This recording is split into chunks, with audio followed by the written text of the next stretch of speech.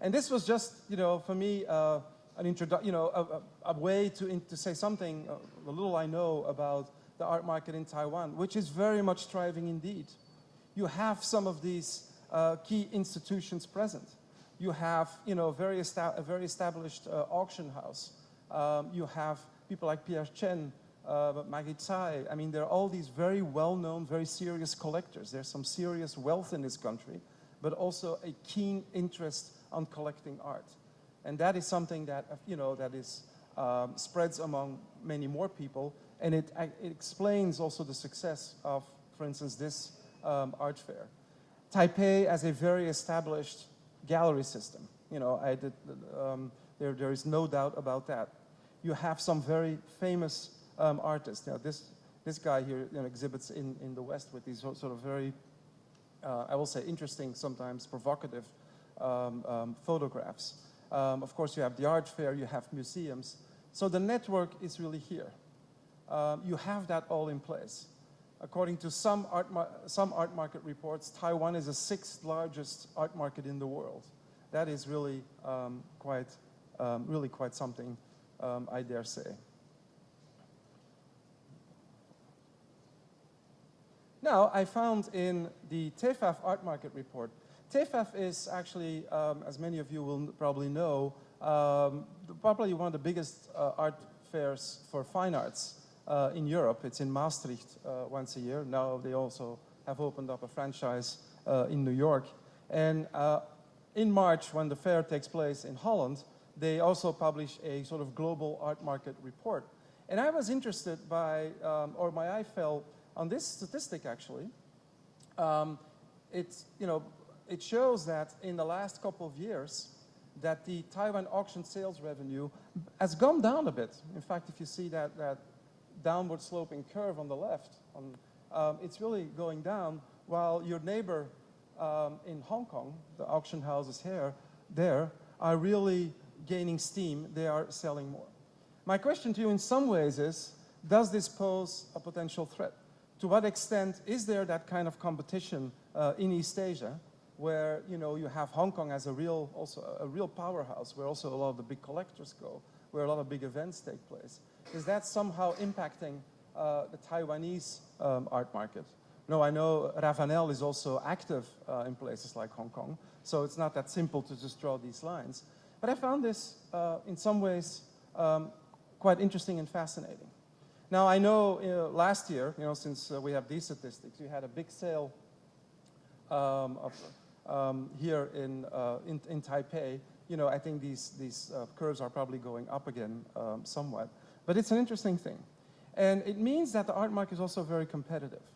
And it means probably that while auctions are one thing, it is really useful to really keep in mind how significant an art fair like this is for not just the Taiwanese art scene, but also really internationally. So art fairs. I already mentioned that we've seen a real proliferation on a global scale. Oldest modern art fair only took place in 1967 in Cologne. And now there are about 200 art fairs worldwide. Nobody really knows. I mean, there are so many now. And some statistics say that on average, every year, 3 million people worldwide go to an art fair. Now, that's a lot of people. So obviously, these places have a big impact and have a very important role to play in developing art markets and established art markets alike. The one here, this one here is in Paris, that's Toronto, and it's a photo I took in India at the art fair in New Delhi, which was founded in 2009, very few galleries, and now it draws about 100,000 people, just to show how quickly these things can grow and how important they can become. So there's something there. And I would like to use the remainder of my time to maybe explore with you what really is so significant, interesting, and also fascinating about such an event. I mentioned the Cologne Art Fair. Most publications, when you read about fairs, they go back, well, it started in Cologne. Well, you know, it's actually not true. Yes, in the modern times, the Cologne Art Fair was the first one. But as an historian, I can tell you there were art fairs in early modern times in Europe, going back 400 or 500 years. And in fact, I stumbled on this as a student, you know, studying the early modern period, 16th, 17th centuries. I was interested in why my hometown Antwerp, and following that after that, Amsterdam became such important art markets in a European context. Why was that? And I think it had something to do, in the case of Antwerp, with some of the earliest art fairs in the world that we have on record, so to speak. This is Antwerp. I had to show, even though I'm far away from home, I had to show a picture of my hometown as it was in the 16th century. By the way, at that time, it was the largest city north of the Alps, so in Northern Europe.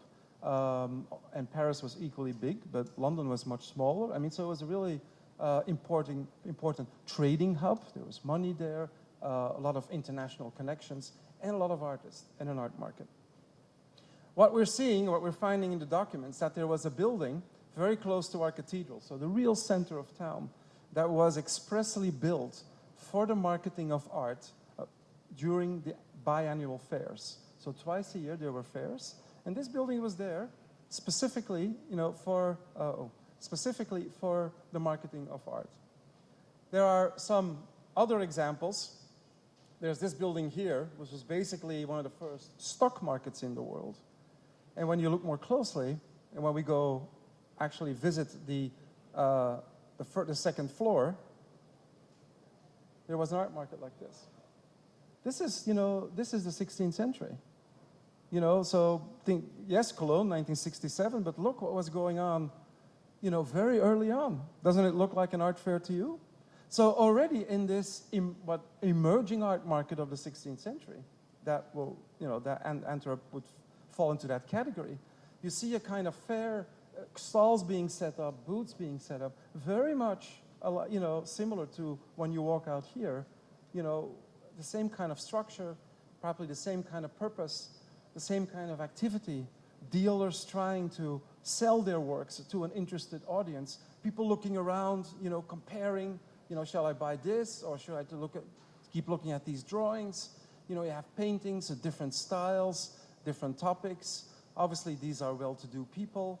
You know, this guy is actually looking perhaps at a catalog or a leaflet, you know, thinking, what kind of art is that? And we know from contemporary documents, from travelers who came to Antwerp, they were baffled by this. They said, whoa, that's quite a spectacle there in Antwerp. And there were about 100 stalls. I mean, it's not that dissimilar from what you have here. About 100 stalls, dealers from various places, and visitors also coming from outside of Antwerp, buying art there. It made Antwerp a net exporter of works of art. One of the points I often want to make when I talk about this very, very early art fair, that I think it was also a driver for artistic innovation. And sadly, I cannot go into this right now, but I think the fair stimulates kind of experimentation and, you know, allows dealers and artists to, you know, maybe test new things. And I think that's very much also what was going on in, you know, at this very early time in history. So art fairs have been around for really quite some time. And that is, I think, a first point I want to make. But then why do art fairs really matter? And what role do they play in the contemporary art market? And I think there's a lot to say about that.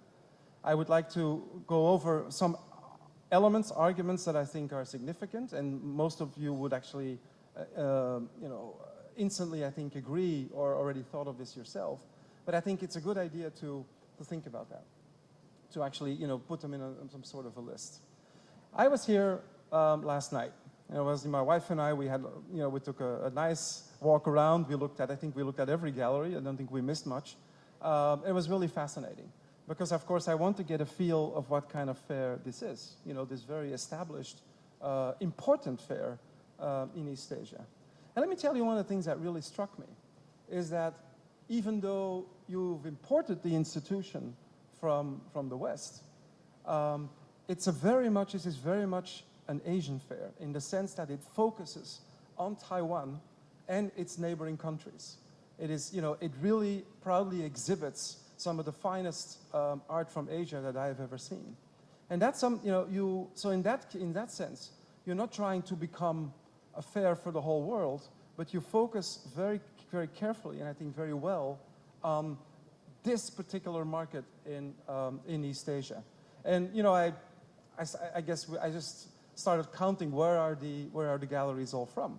And I know some have branches in many places, but I just looked at where I guess the main offices, and it was interesting. Like I think in total there are about 122 galleries. I could miss a few, but correct me if I'm wrong.